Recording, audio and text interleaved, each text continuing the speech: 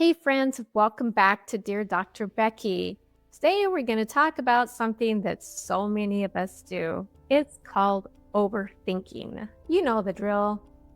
You've got a decision to make or maybe a problem to solve, then you're struggling with it.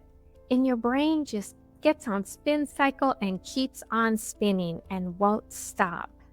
You analyze it from every angle you possibly can. You probably find yourself second guessing yourself. And the more you think about it, the more confused you feel, or you just feel stuck. Does that sound familiar? Well, I've got great news. There are ways to stop the spin cycle. So we're going to jump right in today and give you some tools that just might be what you need. First of all, did you know that overthinking actually tricks your brain into thinking that it's being very productive and it's getting a lot accomplished? That's because your brain is working really, really hard. It is seeking for solutions. Oftentimes, it's the perfect solution, but in reality, we're just getting stuck. And why is that, you might ask? Well, because most of the time underlying that, it is fear. Fear that you might make the wrong decision. Fear that you might do something wrong. You don't know what the outcome will be, and you're fearful of what it could be. It's fear of making a mistake or fear of uncertainty. But here's the truth. You don't need all the answers to move forward. In fact, you're not going to get all the answers. But a few simple tools can help you. I'd like to share one of those with you right now. It is called the STOP method. That's right, STOP. And it can actually help you to move forward and regain control, which is a great feeling. S stands for step back. There's only so much processing our brain can do. So recognize when you're in the spin cycle and choose to get out of it. T stands for think. Think about the facts. Take a moment and write down what is real, not what you might be assuming. O is for organize. So as you write down those thoughts on paper, the real facts of the situation, look at it and focus on what is the most important part of it. That's where you want to move forward. And P is practice letting go. Those parts that don't really matter, it's time to let go of them. Remember, if you can focus on what you have control, you're potentially going to have the best outcome. And you will feel at rest letting the other things go. Now you get to take a step forward, and this is important because as you do so, you will gain greater clarity. It doesn't happen before you take action. It usually happens after. Now I'm just going to give you another little tool that you can put in your toolbox. I have learned that overthinkers love to analyze endlessly. If that's you, try this. Get a timer, set it for 10 minutes, write down all of your potential options, and then stop.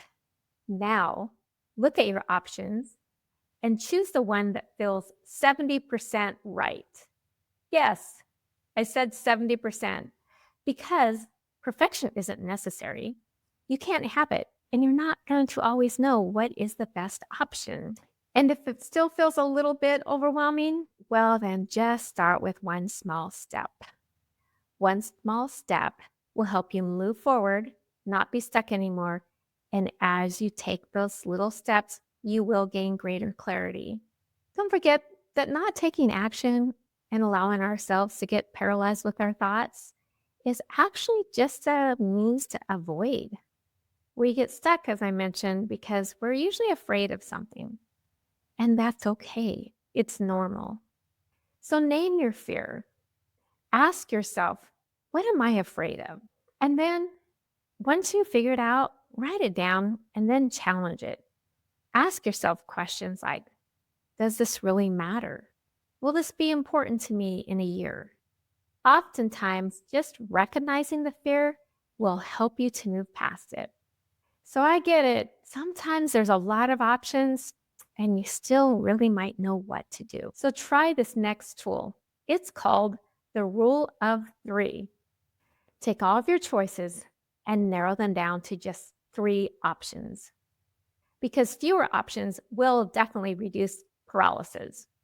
Ask yourself, if I could only pick A, B, or C, which one feels the best and aligns with what I'd like to have happen? Lastly, you can always try the famous flip a coin technique. If you end up getting the wrong side of the coin, you just don't feel right about it, that is your answer. Then you can move forward, because your tuition is sometimes smarter than you think it might be.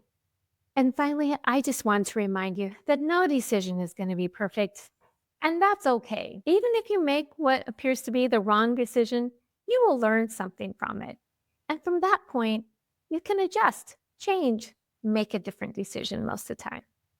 Because in fact, clarity is typically not something we can just find by thinking. It's something that takes action. It's something that we create by taking action and doing things. And always go back to those core values. What action lines up with what you truly believe and what is most important to you? Or ask yourself, what fits my long-term goals the best? What do I want out of this? When you focus on your values, it can really simplify those tough decisions, and it can really help you move forward with confidence. I really hope these tools, even one of them, will help you escape from the spin cycle. So if it does, please write down and let me know which one, and share with others so they can be inspired. I can't wait to see you next time. Thank you for joining me, and stop that spin cycle now, because of course you matter, and so your mind matters.